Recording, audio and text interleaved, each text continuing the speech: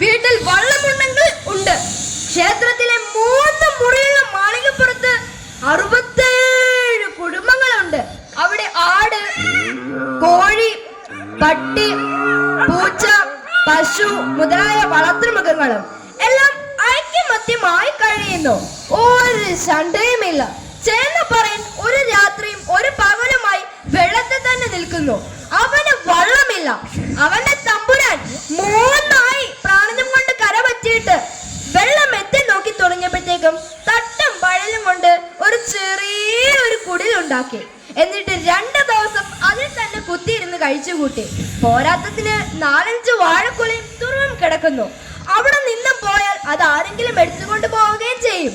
ഇപ്പോൾ തട്ടിന്റെയും പരലിന്റെയും മുകളിൽ മുട്ടറ്റം വെള്ളമുണ്ട്.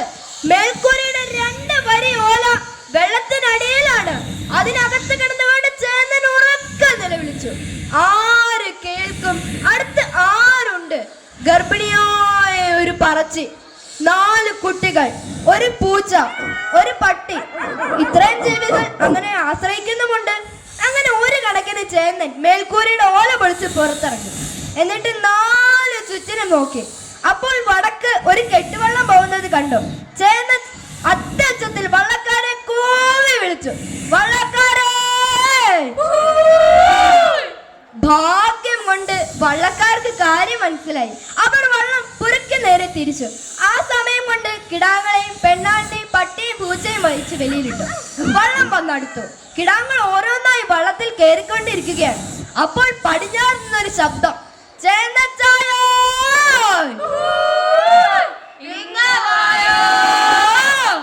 അത് മടിയത്തൊരു കുഞ്ഞേപ്പനാണ്. അവൻ പുറകകത്ത് നിന്ന് വിളിക്കുകയാണ്. അങ്ങനെ ധൃതിപ്പെട്ട് പെണ്ണാളിനെ പിടിച്ച് വള്ളത്തിൽ കയറ്റി.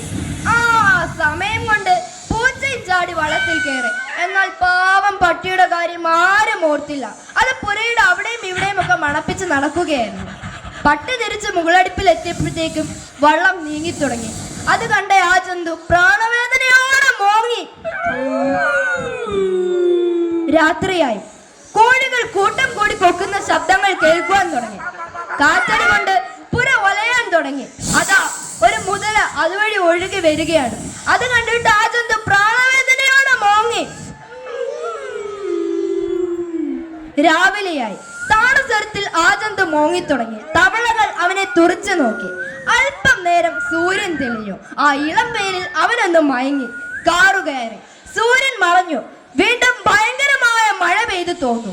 കുറെ കഴിഞ്ഞ് വാഴയുടെ അടുക്കലേക്ക് വൈക്കോൽ, തേങ്ങ മുതലായ സാധനങ്ങൾ നിറഞ്ഞ ഒരു വള്ളം വന്നെടുത്തു.